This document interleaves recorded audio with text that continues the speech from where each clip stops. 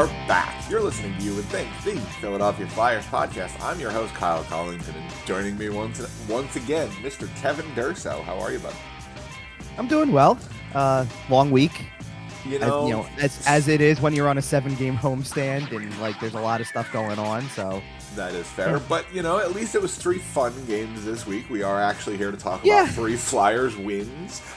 Quick programming note off the top, just before we dive into it. We will be skipping our show next week, and in a separate but related note, this is also my last show in this current studio. So it's been a good 2 years, and hence why we're skipping next week. Yeah, and in our next show, I'll be in a different space. So anyway, so back just in time to wrap up the regular season and get ready for playoffs, basically. And also, while I'm here, subscribe to our YouTube channel. Follow Kevin on Twitter at Kevin_Durso. Not that I need to clarify, but playoffs around the league, obviously. Oh, I'm very excited. Yes, we don't just stop the show because the Flyers season is about to wrap. No. We're going to get into some of the other playoff teams, have some conversations around the league. We've given the events of the last several weeks, we've really neglected the around the league stuff because we've had no choice. When you fire a general manager, right? When you fire a general manager, that kind of takes precedence, and everything else goes out the window for about a month. Right, which is also why, and as you brought this up before the show, like we were talking a little bit before, we haven't really gotten into the games themselves. We've mostly just glossed over with they won this. Last week we did a little bit because last week I think we had specific moments to talk about. Yeah. Owen Tippett had the hat trick against Buffalo on that Friday night, and then the Saturday game against Carolina, Tyson Forrester scores his first goal. So it's you've got some moments to go off of. And I think that the same can be applied this week as well. You're looking at the moments within the games a little bit and things like that. But I know that there's also a big underlying subject within all of this, within the last 5 games, very much the last 5 games in a vacuum here. Right. Well, the last 5. The Flyers are on a 5-game point streak. Right, and they've won 4 of them. Yeah, they're 4-0-1 in their last 5 all of a sudden, and nobody's talking about it. Well, not only that. Oh, there's plenty of people talking about it. Don't worry about that. No, not only are they have they won 4 of the last 5 and have points in the last 5, they are less than a second away from a 5-game win streak. Yep, that's how close they are to a 5-game win streak. That Carolina game was wild. Yes, it was. Yes. And that Carolina game showed you everything you need to know about the difference between Carolina and the Flyers. And I'll lump this in a little bit when we talk about the games themselves, because I do have a theory behind, or not a theory, but I have an explanation as to why this is happening. And it's not as simple as it's March, they're out of the playoff race, and the general manager just got fired, so everybody's loose and free and I think there's quite a lot of that, to be honest with you. Well, I think the general manager not being there and the overall harbinger of what's to come in the front office, it's part of it. He's weighing pretty lightly on the players' minds at the moment. I think they're having fun with that. Right, it's a big part of it, but it's not the only reason, because they fired. They not only say they fired, but once that happened, they didn't win right away. No, but it always takes a little bit. They had realistically 2 kind of lackluster games against Pittsburgh and Vegas, which fell in line with playing way better teams than you. The Buffalo game, Buffalo's been a disaster since kind of coming into that game. When the playoff hope started to fall, it fell hard. The Flyers derailed that. Well, and they did, and so did just about everybody else who played the Buffalo Sabres. Right. I mean, I'm not saying Buffalo hasn't won a handful of games here, but they've lost a few really rough ones that pretty much took them right out of the playoffs. Yeah, they're currently 6 points out, and they have a game over Pittsburgh, but even if it's only 4 points, that's still tough to make up in the last 10 games. Okay, here's the thing, and because this is coming into it. The week before playing the Flyers, lost to Edmonton, lost to the Islanders, both in regulation. The 10-4 loss to Dallas, lost in overtime to the Rangers, which is a good hard-fought game, don't get me wrong, against a team like the Rangers. Then they win against Toronto to kind of keep that hope alive. They had lost in a shootout to Washington, and that was kind of like this path of, even though they only won 1 game leading into, well, now in the last 3 they have points, and you're playing Philly. You need that win. Absolutely. And they lost it badly, 5-2. And then followed it up with 7-0 to Boston, 7-3 to Nashville. And it's so I don't care that they've won the last handful of games, they've won the last 2 going into the, coming out of the weekend.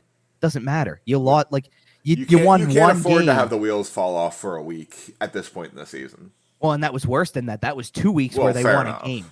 Like Yeah, you can't go 7-8 games and win one. You can't. Not in March. Not in the current day NHL. So Buffalo, the wheels were coming off. Carolina, and this was admitted. Most, I think some players said it, but Rod Brindamore had said it too after the game.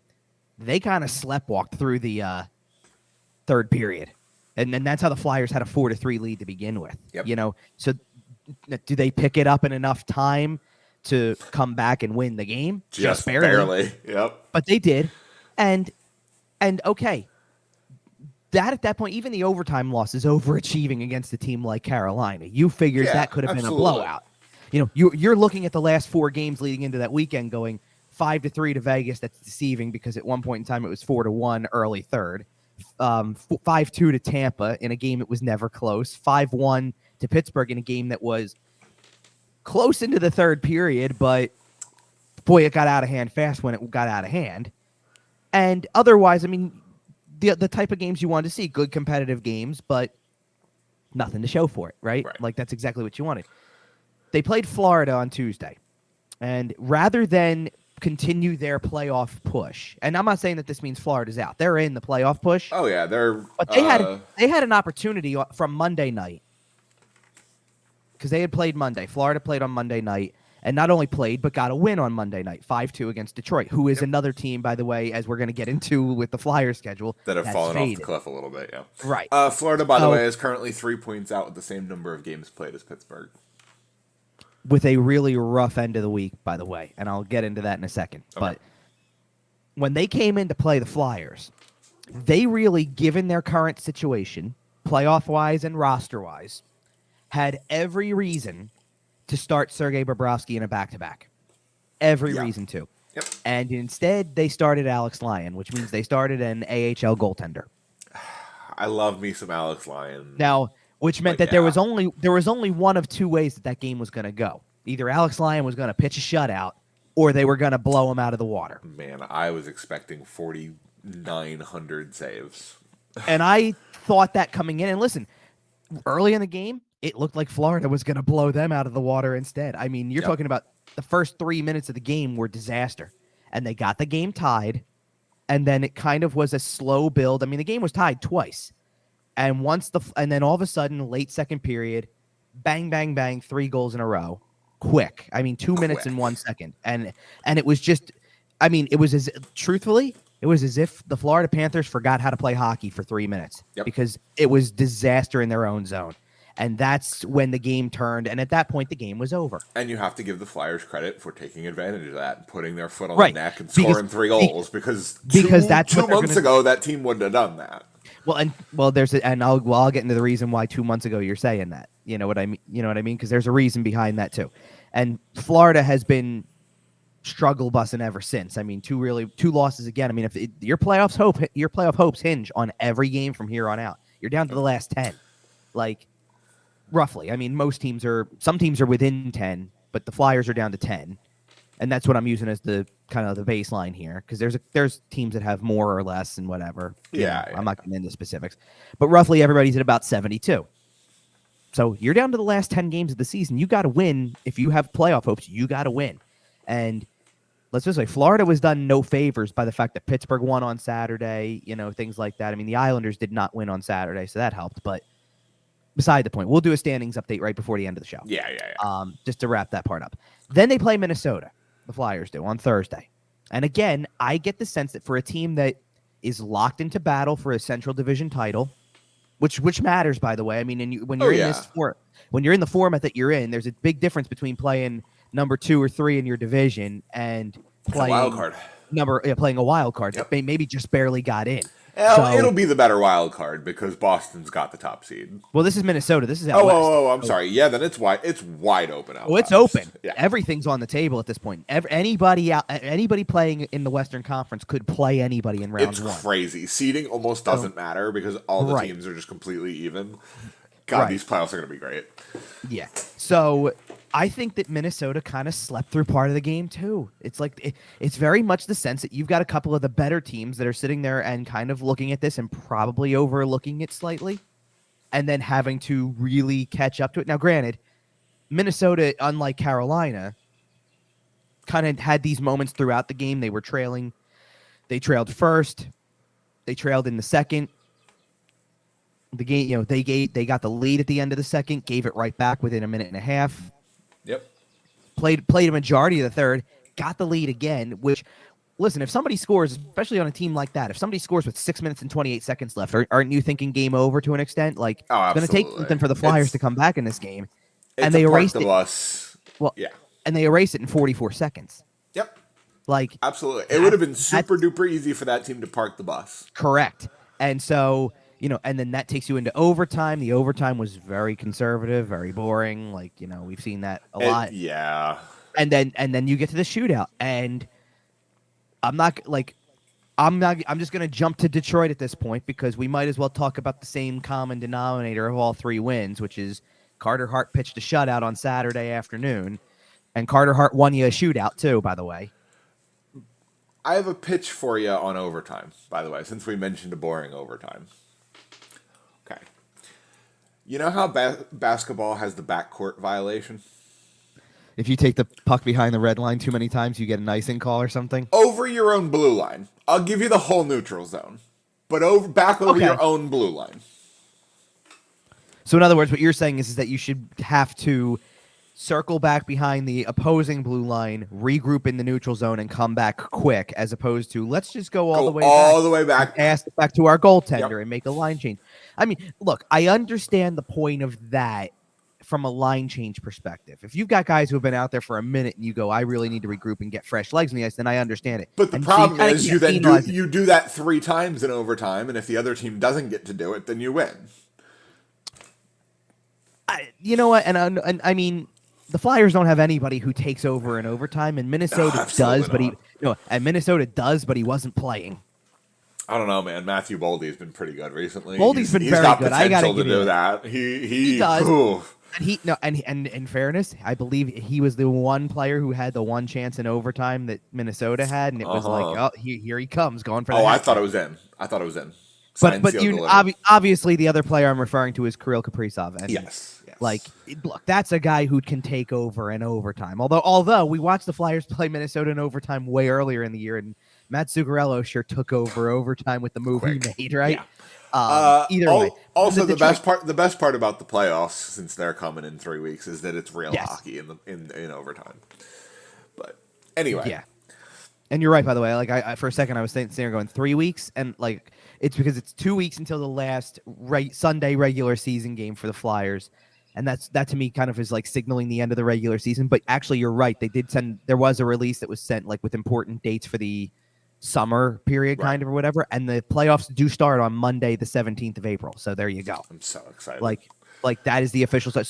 So it's kind of a weird situation because the NHL has a handful of games. It's 2 games on the 14th that were not there originally because of earlier postponements. There was some, I believe it had to do with Colorado, because Colorado's one of them. Nashville's one of them. Nashville had to postpone a game because of flooding. They postponed 2 games. And Colorado had to postpone the other game, and I think that was weather related. Yeah. Like nothing's been postponed due to illnesses and things like that. Like we had all those times last year. Oh, I know but it is interesting to see the NHL a little more willing to just kind of tack a game on the end of the season. Oh, I know. Yeah, that's very true. In there. And then after that, you get there's 2 days off, so the entire week. It's going to be an interesting weekend, by the way, where there's nothing going on. But right, but that is nice because I feel like other than the 2 games, obviously that were affected, teams are going to have 4, 5, 6 days. Yeah, depending on who you are. And for the most part, obviously, depending on where the standings are at in the moment out west, most teams should know their opponent at that point. And that'll just be very interesting for, how many practices do you get in there? Do you get 1? Do you get 2? How much do you let your guys rest for the playoffs? Right. It's going to be really interesting. But anyway, back to the Flyers. Right. So let's get into the Detroit game now, because that was the last one of the week. And, it's a very low event game. I mean, there was not a lot going on for, a long time.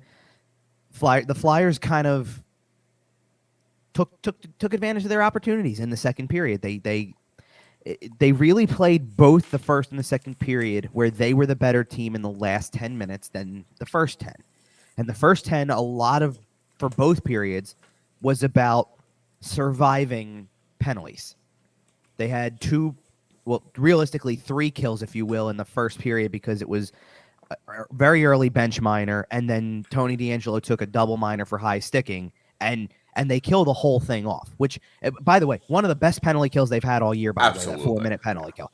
And Detroit didn't look great, but yes. No, but something that John Tortorella said after the game was about that and this is a Brad Shaw thing, an adjustment made to the penalty kill where earlier in the year they would have just kind of stayed in position, tried to eat shots and stay in lanes as best they could. The idea now was chase people, start challenging and putting pressure on guys. Don't even let them set. So clearly that had, and listen, you're going to see that way more against a team like Detroit than you will against, say, Pittsburgh or Carolina or, Boston. You're probably not going to pull that off against Boston with the skill level you have and with guys who have, with a handful of guys who have never played penalty kill before, because that's the case. You're experimenting right now, and as you should. Like, there's nothing wrong with experimentation in these games where there's no other meaning to them other than, well, let's see what this guy can do here and what this guy does here, right? And then the same thing happens in the second period. They took an early penalty, so they had to kill another penalty off.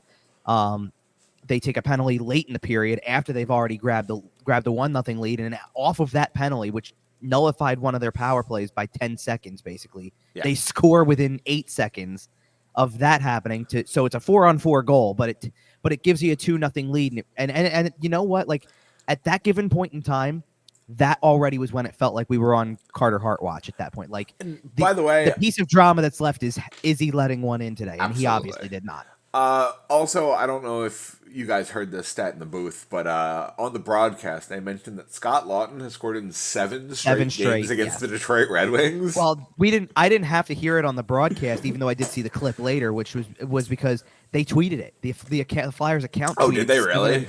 7 in a row against Detroit, but I did love Jim Jackson's call on that, where it's like, it's Scott Lawton against the Red Wings, so it has to be a goal. Like, that was pretty good. I like that. But and then same thing in the third period. They had 2 more penalties they had to kill off, and again, in a situation where the game could unravel on you. And by the way, right as they get called for that last penalty, about 5.5 minutes left, Carter Hart starts standing on it. I mean, Carter Hart was not busy throughout most of that first part of the game. He had some good saves. I'm not trying to take away from the fact that it was like he was not tested at all. Right. But he really got tested in the last 5 minutes with some incredible stops.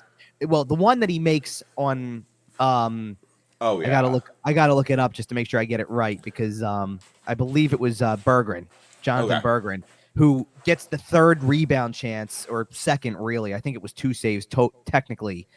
It looked like literally from my vantage point, and he's right in front of me, by the way. It looks like 3 because he actually bats it out of the crease with his stick instead of another player touching it. And I thought it was pushed back in on goal and hit him. So I gave him a save, even though it probably wasn't. But it was dangerous for a long time. Well, he made a high save with like his left shoulder, or with his right shoulder, I'm sorry, and he like shrugged one off. It went back into the slot. He got it out of danger with his stick, and then Berggren's there to pick it up, and he basically has no choice. He's falling over that direction anyway, trying to push it out of the crease, and then just puts his glove up, and the thing hits his glove. Yeah, incredible. It's insane. And so it's easily his best save of the year. It's going to be one of the best saves of the year around the league, because there were people. I mean, I don't know if it tops the save that I saw Ilya Sorokin make the other week.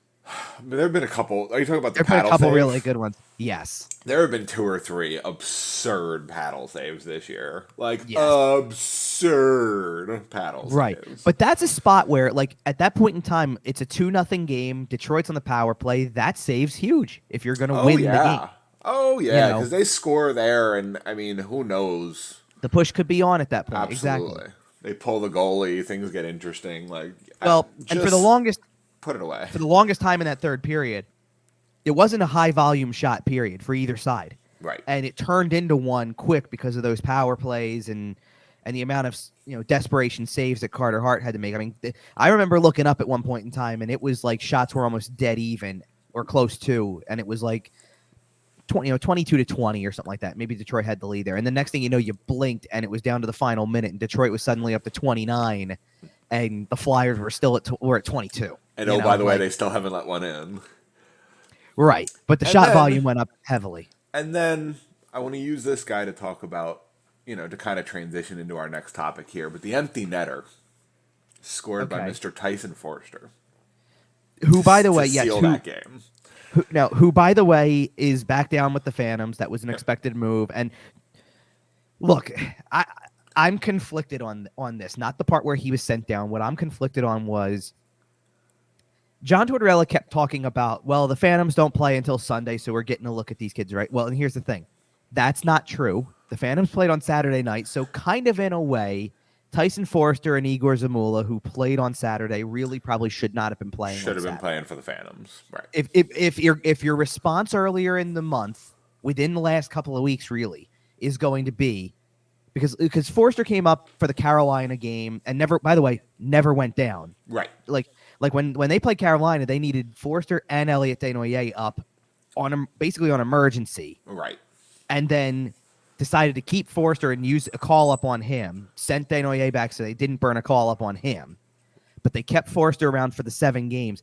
And the reality of the situation is that even though Forster gets points and like his first goal points in the weekend, like last weekend, and then goes into this, he really shouldn't have been playing in any of the games from Friday and beyond on any of the last 2 weekends.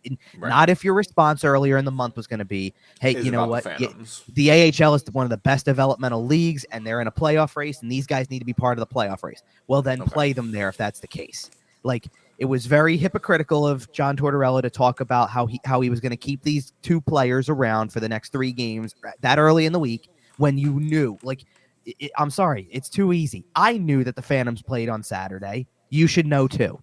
Don't just push it to Sunday and kind of do this, make your own version of the schedule where it's like, no, I'm saying that they don't play until Sunday because that's what I want to believe, because that's when they'll go back, right? Like, and it sounds to me like they're not coming back up anytime soon, and there's not much left to do with this. Like, by my quick calculations, by the way, it looks like the Phantoms are currently sitting in the 2nd wild card spot in the East. Well, it's not the same. Is it not the same? Format. Okay, well they're fourth. They're fourth. They're fifth in their fourth division. now. I'm sorry. Are they fifth? Yeah, okay, so the top 5 teams in that division make the playoffs. That's how the structure works. Okay. It's weird. There's a lot more playoff teams kind of to go around. That's There's very divisions. strange. Okay. Well, then they only have a 2-point gap right now, so it's definitely a tight race. Right. So they need every bit of help that they can get. And look, to their credit, they won. The Phantoms did win last night to kind of keep that going in the right direction.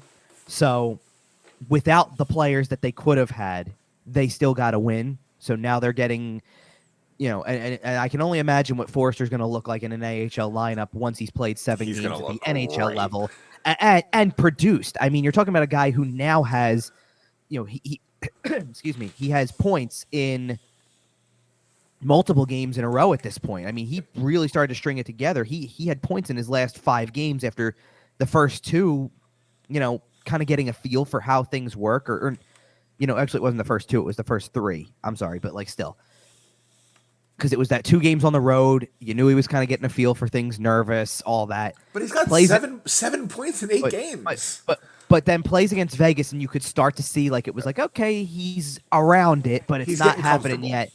And then he got the first assist against Buffalo, had the 2-point game against Carolina with the goal, 2 assists against Florida, and now goals in back-to-back games. Now, listen, I will fully admit, the game against Detroit was not his best, even with the goal, because it's an empty net goal. That's how you extend your point. Right. Like, let's put it this way. Joel Farabee extended his point streak, too, in that game, and it came on the empty net goal, too. Like, it's easier to say that when it's an empty net goal. But still, the kid's got 7 points in 8 NHL games. He's going to go back to the AHL. But here was the thing, like because one of the questions after the game yesterday was about like with Forster, and he took a couple penalties in the game, and is that a bad thing or whatever, or like how do you keep him from getting discouraged or whatever? And you say, and his answer was kind of, you keep telling him he's doing a good job with the other things he's doing well. I'm not focused on the penalties, right.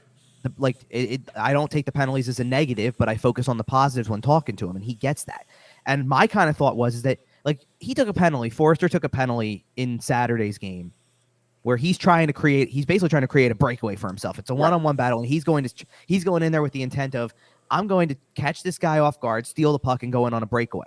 Yeah. And I caught what happened from where I was sitting, and I wasn't surprised they called the penalty. Absolutely. But I'm going to sit there based on that comment from John Tortorella, I'm like, then that's a penalty he's okay with, because he's looking at the way he's going.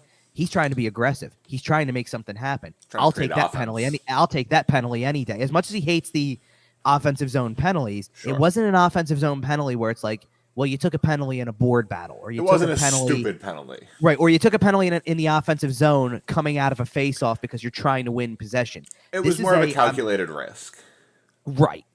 Yeah, it wasn't reckless. Exactly. It wasn't stupid. You weren't putting the team at a weird disadvantage.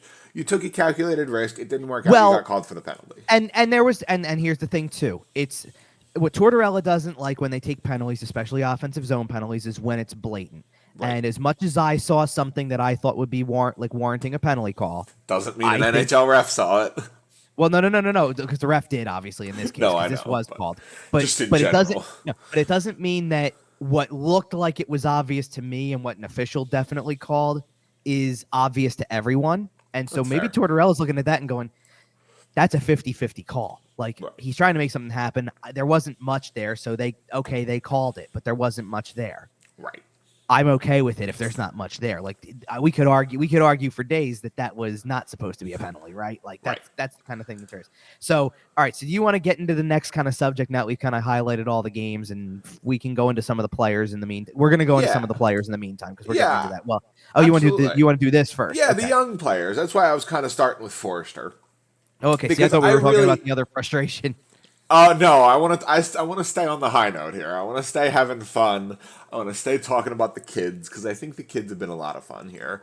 Tyson Forster has looked great for the most part. Overall, he is what he is. Asterisk because he's a rookie, etc., etc. But he's looked great in what we've seen in him. Well, you can't deny what he did on Thursday. I mean, the shot that he took on Thursday is exactly what he's been advertised for, and if he can bring that into stellar, if he can bring that into regularity, I mean, what he just did in particular in the last 5 games, obviously, where the points are piling up, because he's going to need to be an offensive guy if he's going to play at the NHL level. That's what they drafted him for. He's got a shot. They need him to be an offensive guy. If he's going to be an offensive guy, then he's kind of in the last 5 games very much had the kind of first impression that Noah Cates had last season, where he played in enough games that it was like, look at how that came together, even in that small sample.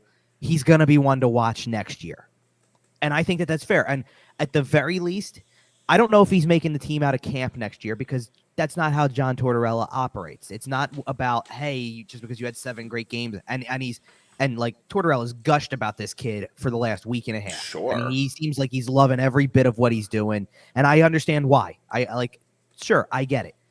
But I don't think that Tortorella is the type of coach who takes that and says that's the full stock of the player. No. He's not going to sit there and go but we said that about Noah Cates, and Noah Cates had to make a first impression on Tortorella starting this year anyway. And that's how you stay in a coach's good graces all year long, is if he comes to camp ready. And Forster needs to, we talked about this last week because it was a quote that specifically I had asked the question about Forster, and that's when Tortorella said he's a tall drink of water. He has nothing.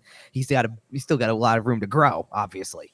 Well, that's going to be the key part of his offseason. Absolutely. How much does he grow physically, and how much does he take what he's done at the tail end of this season and come in and apply that? Because if he's not close to that level of play, there's obviously so much more room for him to grow from what he is today after just these 7 games. So if he's not at least the player that he is right now in camp next year, then he's not making the team. Right. Because Tortorella is not going to accept that. Right. And the nice thing is it's interesting watching hockey go in this direction.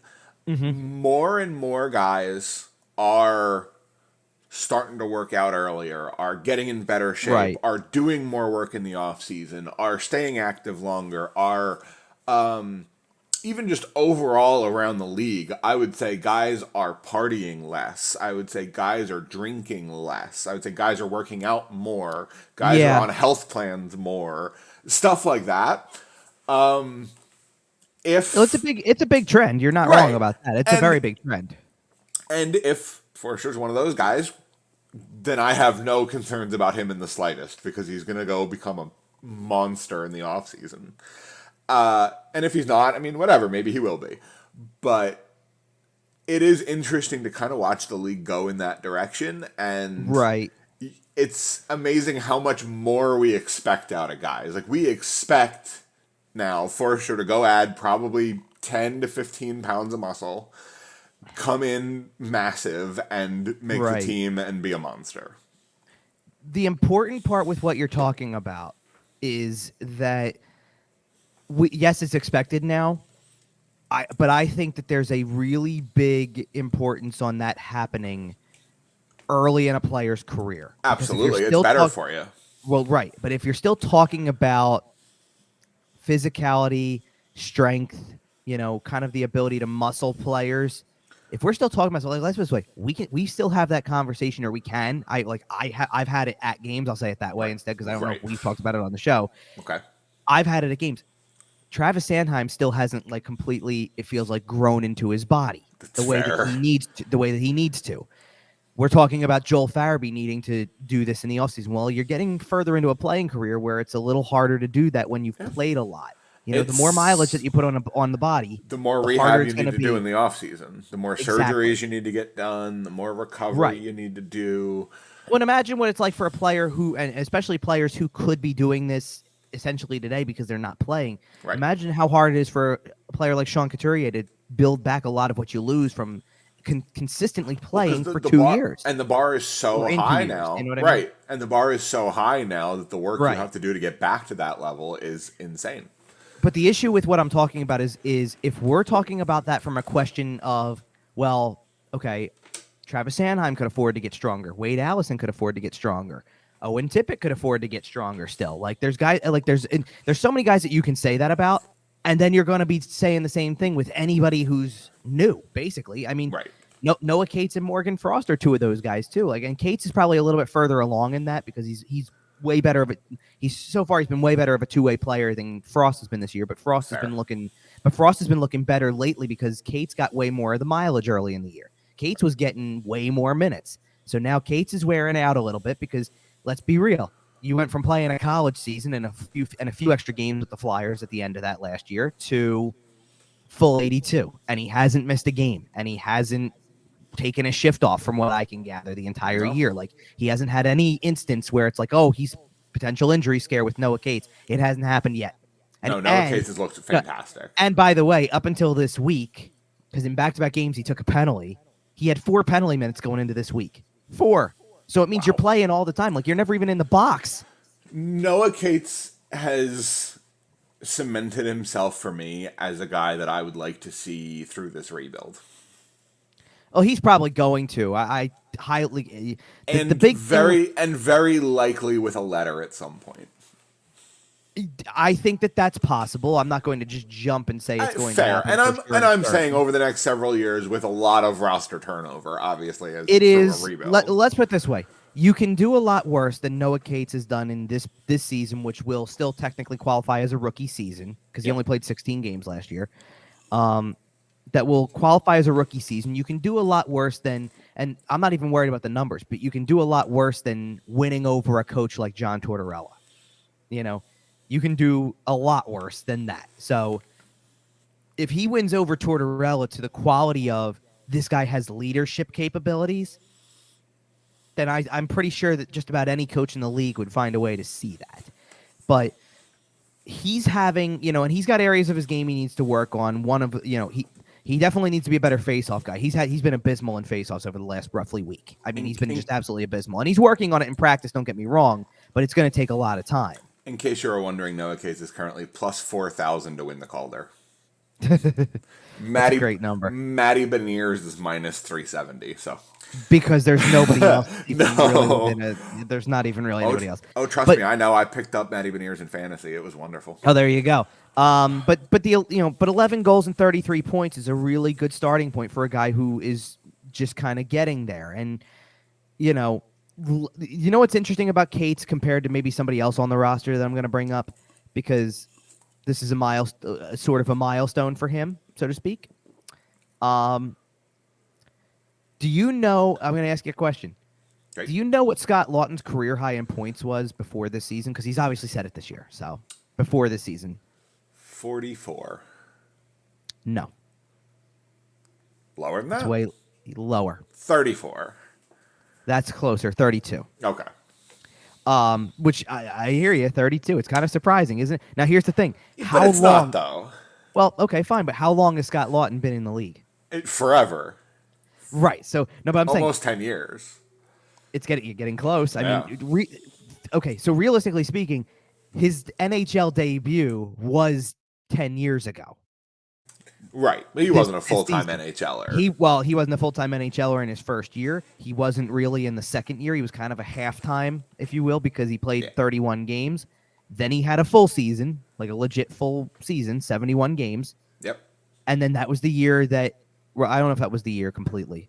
Because I'm getting some stuff mixed up all over the place then. Because now I remember some stuff correctly here. Okay. Because he had played the 5 games in the 2012-2013 season. Wow. He didn't play in the regular season in 2013-14 at all. Okay. But he did play in the playoffs that year because he got hurt against Washington. Right. So he didn't play at the NHL level right away. So that's what, like, the next year. So 14-15, that's part of the explanation for the 31 rough game total, because he was kind of between the two leagues because he barely got played. I mean, he was playing in a playoff game and maybe got 2 playoff games before that injury happened, 2 or 3. And so you're talking about a guy with less than 10 games of NHL experience combined between the playoffs and regular season. And now he's just suffered a big injury. And that Washington series was tough. I know. So then so he plays in 15-16. 16-17, he only played 2 games at the NHL level. He was primarily in the minors again. And then then really became a full-timer in 17-18, and since then has played regularly. But that's still 5 full seasons in a row, and he's never topped 13 goals, and he's never topped 32 points until now, 18-41. For a very, very, very long time, people thought Scott Lawton was a bust. Sure, and listen, he's still not, like, for a first rounder, he's not elite. He's not what you want, right? Right. Well, he is. He's exactly. And not out of a first rounder, right? Right. No, but you want to pick Scott Lawton in the 3rd round. Well, I wouldn't even go that far, because to me, here's where I'm getting with that. I think that the way that first rounds of these drafts work is once you're into the bottom half of the draft, like the Flyers were all those years when they picked. We all know that. Oh, I know, but I'm saying then what do you think you got? No, that's exactly what you got. A third-line quality player who's a leader. Cool. That's a first-round pick, and at 25th or 20th, whatever he really was. I have it in front of me. And that kind of sums up our biggest problem with the last 20 years of the Flyers picking in the mid-20s, because those are the kind of players you get. Oh, and that's going to be a good segue to the next point, because we're going to get to it. But my point was that, okay, so Noah Cates already has 11 goals and 33 points in a rookie season. Where it took Scott Lawton his entire career to this point to get 33 points. And he's had 11. He'd had 11 goals 3 times prior to that, like prior to this season. But only it took several full-time years. Took more than 2-3 full-time years for him to get to that marker and show that kind of growth. So Noah Cates is probably I think what he is ideally 3rd liner. Primarily, could be a 2nd liner with growth, but he's not going to play. They have him playing top line quality opponents and top line minutes without being a true top liner, and that's and that may kill some of the offensive numbers too, because he's being put in situations where he's around guys who are going to try to. I mean, you got to realize something before the injury, he was playing with Travis Konechny at times. Well, and that will get you points. And that is true. But the fact that he's still holding his own there, even though it might not be the role he's most suited for looking forward. Right. The fact that he's holding his own there, he's showing that he can play at the top of a lineup, is nice. Because think about a Michael Raffl type. A 3rd liner, could play on your first line, could contribute a little bit. Obviously not an ideal situation. Right, and I think that's important. But if you need to juggle your lines, you got to have some options. And he's a guy that can go up to your top 6 and still not be embarrassing. I was about to say. And that's what I was about to say. You definitely want to have a guy who you feel like is in a position as a leader to step up.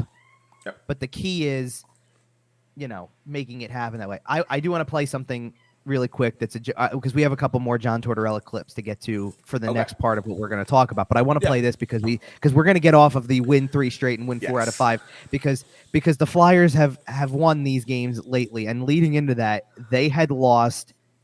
They lost 4 in a row, beat Detroit, and then lost 4 more in a row. Yeah. So they had lost 8 of 9 realistically. So they had lost 8 of 9 realistically, and by the way, 7 of them were in regulation. And even before then, they had gotten another, like, since the All-Star break, they were, they had, I have 1, 2, it was 3 wins, and then I got, 2 in overtime, so everything else was a regulation loss. And we're talking, like, 10 games in February, and then that was another 6, 7 into March. So you're talking 3 wins, 2 overtime losses, and 11 regulation losses. So the other day at practice, this is pregame for the Buffalo game, just when they were about to go on this little run, right? And Jordan Hall asked a question that we've now been egging him on about because since this question was asked, the Flyers have gotten points in 5 straight and won 4 of 5. Let's just take a listen, okay? Okay. John, I think we know, a big thing moving forward over these final 15 games will be teaching and development, but a big part of development, I think, is winning a game from time to time, too. I don't think that. No. Yeah, no. Yeah. How important would getting a couple wins here so these guys are believing? Yeah, just for their sanity. Because, see, I don't think we've played poorly. We've played well enough to lose games. And our schedule, the last 4 games, I think we've hung in there. And 3 out of those 4 games, I think we've done some really good things. But we just don't win.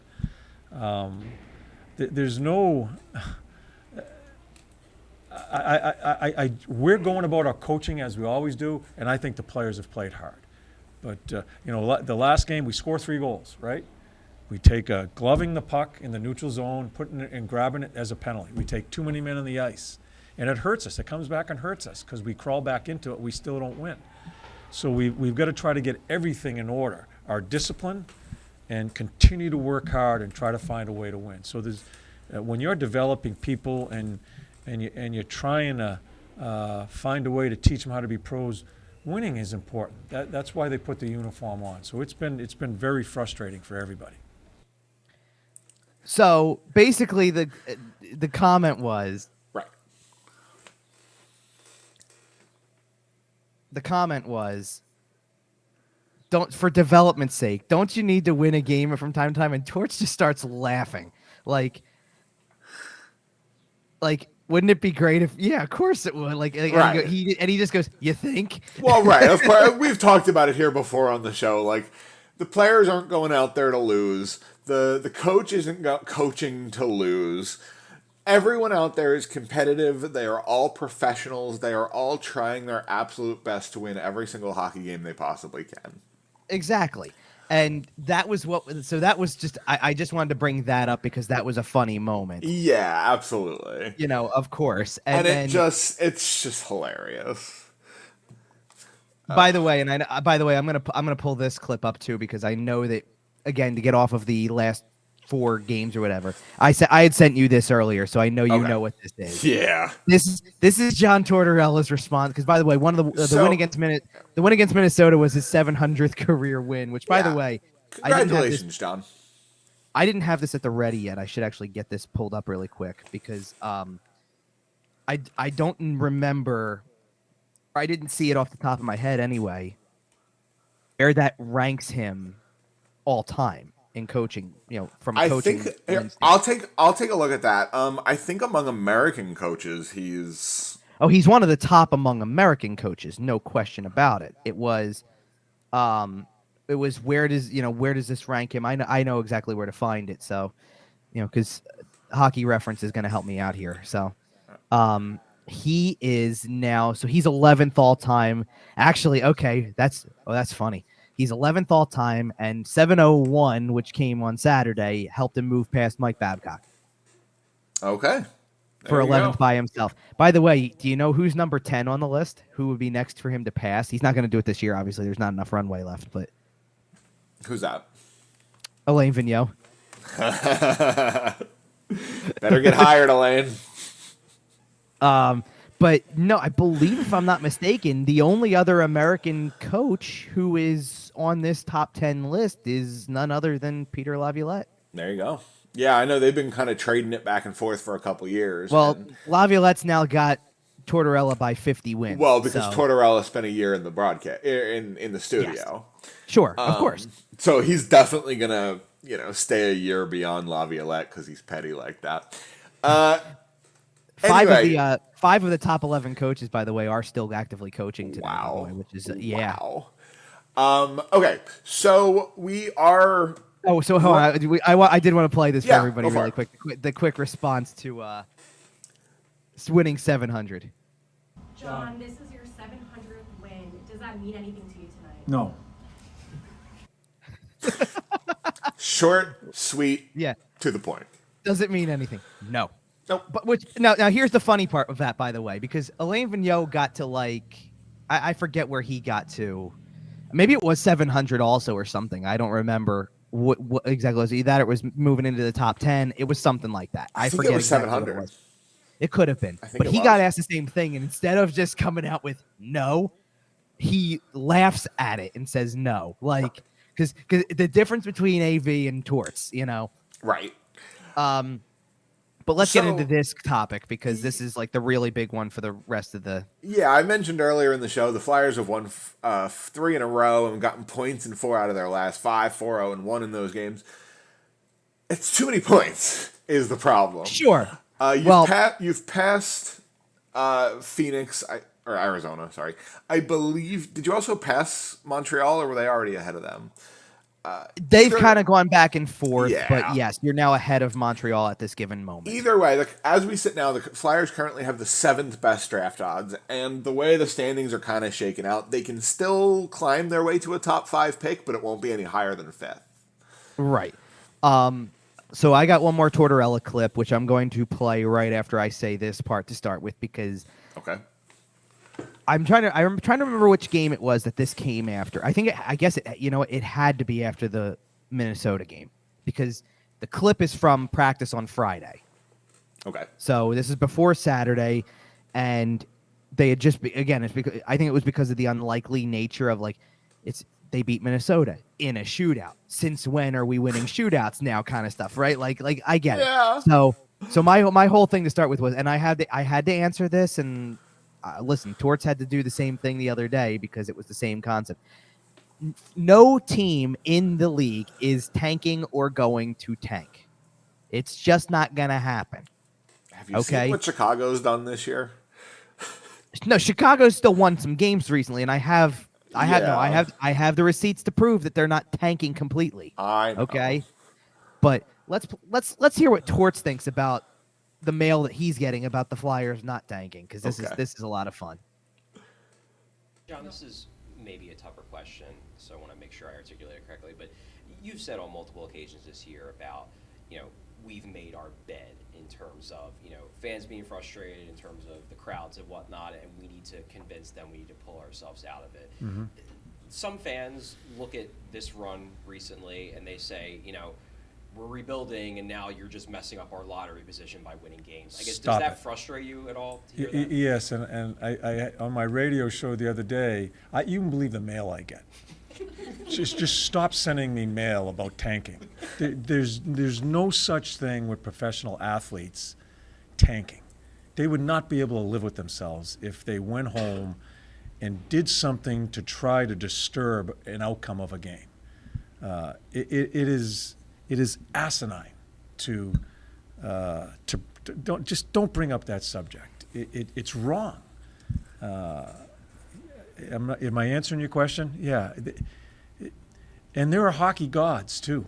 They're there, and you go about your business the right way each and every day. You look yourself in the mirror and you say, "Did I give everything?" And you live with the circumstance. And eventually, if you do it the right way, you're going to come out on the right side of it. And you would not believe my mail. It's crazy, and I appreciate the want, of winning and getting back to where we want to be. You don't do it by tanking. You do it the way we're going to do it here, in not blowing everything up. Finding, I wish people could look at maybe this kid Tyson Forster, say, man, there's a piece right there maybe that fits next year. Look at it that way, where we're trying to find things to build, and then you backfill. I've said it all. You don't go for the big one. You go for the backfilling. And that's to me how you build in Philly here. So basically, the long and short of that was, and by the way, the point that everybody really like, that I at least am laughing at, is because so Charlie O'Connor is the one who's asking the question there, and even says there's fans who are now saying you're like, we're rebuilding and now you're ruining the draft lottery spot or whatever. And I'm pretty sure you could just you heard it. John Tortorella goes, "Stop it." Stop. Like, He which doesn't is great. He doesn't care. He does. Well, he not does. care. No, and his further explanation is we have to do it the right way from a standpoint of, look, there are hockey gods and you make your own circumstances. You got to go out and give it everything you've got and do it and play the right way. And then you backfill off of what comes through. You don't blow it all. Like, funny, you don't blow it all up right now. Hey, by the way, did you hear the rumor that Charlie is going to be in the dunk tag at the carnival today? That's not a rumor. It's confirmed. It's true. Yes. Oh, I can't wait to see the video. He's not the only one. Sam Filippo's doing it too, I saw. Nice. Okay, so next year, Darso? Next year, Darso? I don't know. No one's asked me. I don't know. I have nothing to do with the carnival today. I have a day off. Listen, Valerie, whoever's in charge of the carnival, Valerie. Don't get Val Camillo on me. Kevin Darso for Dunk Tank. Come on. Make it happen. You know what it is? I don't think enough people know who I am for them to care to come up and donate. Kevin Darso Dunk me. Tank. Make it happen. Let's go, baby. Either All way, right. I got you. Let's put a bow on this part and do all this, because no team's tanking. And listen, the same time the Flyers have won 4 out of 5, Columbus won in overtime against the Islanders, who are a playoff team right now. Right. Chicago beat Boston. Montreal's won some games lately. Vancouver's been on a hot streak since the coaching change. Right. Nobody's giving up. Right. Nobody's deliberately trying to lose. Nobody's throwing games. And what I just want to say about this is, if you're going to be frustrated as a fan with what the Flyers are doing today, then you've got it all. Well, no, then you've got it all wrong. Because, and here's why: it's easy to look at the wins in 4 of the last 5 and points in 5 straight and wonder, what exactly does this accomplish at this time of year? But the reality is that this season, your hopes that hinged on Connor Bedard and Adam Fantilli and the possibility of getting these things, they were equally as dashed by your October and by your January as they were right now.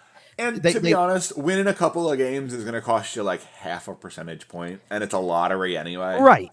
Like, it's not that dramatic of a difference in terms of percentages. It is a little bit, and I'll get into that. Not outside of the top 5, which is where they're going to be. Well, that's where it's dramatic. That's the problem. And sure, if you were in the bottom 5, but you probably should have been. But the point that I'm making is, so the Flyers won 5 games and had 11 points in October, which was basically half of a month. Right. For regular season purposes. In January, right before the All-Star break hit, from December 29th to January 28th, that month, they won 10 games and got 22 points in the standings.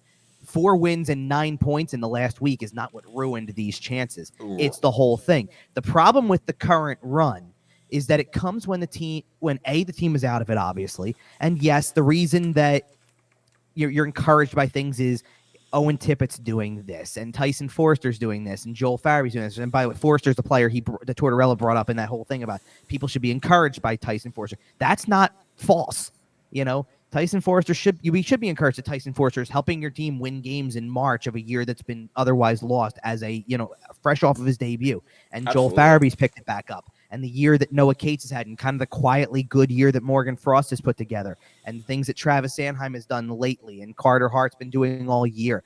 But it wasn't like this was all season long, maybe not for Carter Hart, but like all season long, where it was like, how many games did the Flyers win in October because of Kevin Hayes and Travis Konechny? How many games did they win in January or get a point in because of Tony DeAngelo or James Van Riemsdyk contributing regularly? Yep. It's one thing if you've progressively gotten better with the way that you're playing today from October on. And it's, hey, we were winning games, even if it was out of the gate, whatever the case may be, we're winning because of these kids. Instead, it was a bunch of veterans, because Kevin Hayes has 4 points in the last 18 games or something like that. That's not like, so he helped you win a bunch of games in October and maybe a couple in January too, to be honest. Yeah, I might have to edit my statement. I might have to edit my statement when I said nobody's given up.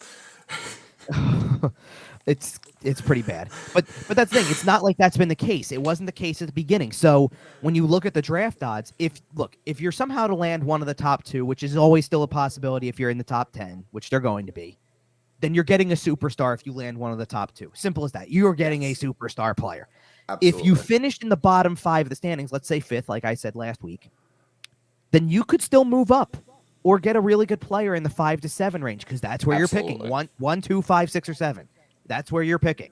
Yep. Now you're playing yourself into the 7 to 9 range, and that's where you are today. And look, that's where you start seeing the fall off. Well, you could still get a good player, but is it gonna be the high end talent that they lack? Well, and it will rely a little more on that player being developed.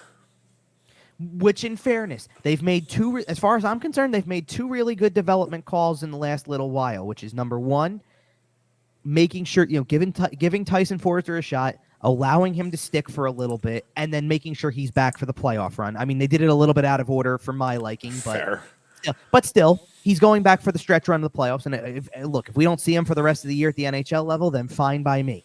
He showed you something. We got something to build on. He'll be back next year. Yep. The really good developmental decision they made, Cutter Gauthier. Okay. Yep. Going back to which they didn't really have to make. He kind of made that one. But I'm sure. But if he was advised in any way about going back, is better. He was advised to stay. But if he was advised that way, that is the right call. As much as you would love to see what he can do after playing in college for a year, having a really good college season and doing it at a pro level, the best thing for him is exactly what I said when they drafted him. You've got time. Take it. Let him grow. Let him play with, supposedly Boston College has a really good freshman class coming in. He'll now be a sophomore on that team. Maybe you've got hopes to do something at the NCAA level next year if you're BC, and he's going to be one of your leaders. Oh, yeah. And that's a big deal. That's big for his development to do it at that level first, and then still possibly in a position be in a position where he needs that full year in the AHL before he's ready to. Sure. Go ahead and take it. Please take it. Rebuild means patient.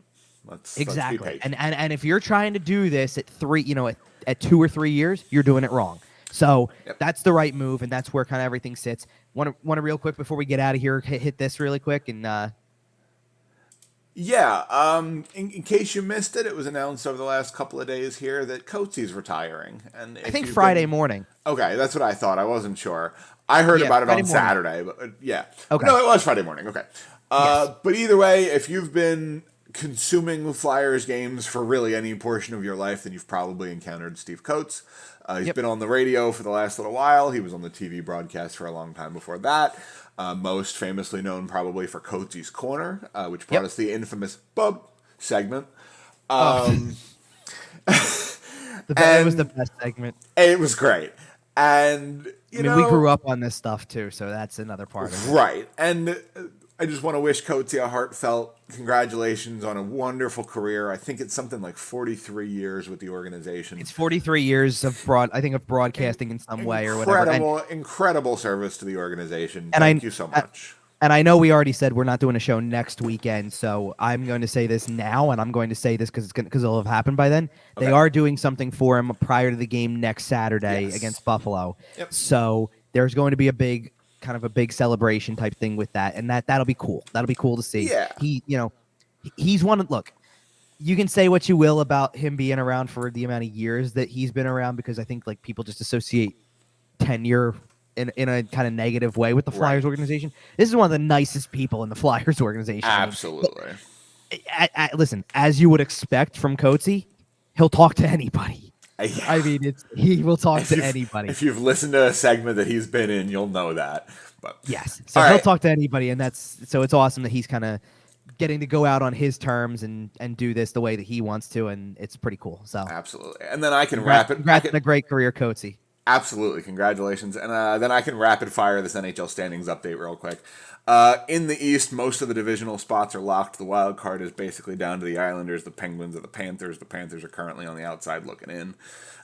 In the West, it's a little more wide open. The wild card is basically down to Winnipeg and Nashville at this point for that last wild card spot. Calgary's still hanging around there, but it's going to be tough for them. All right, that was the rapid fire NHL standings update. Nice. That'll do it for us here on this show. Find us everywhere you find us, your podcasts. Find us on sportstalkphilly.com. Follow Kevin on Twitter at Kevin_Durso. Follow the show at YWT Podcast. And I think I'm going to keep it a little shorter today. I think I'm going to cut it there, and we're going to get out of here. And we'll be back in 2 weeks and say goodbye to the studio. See ya.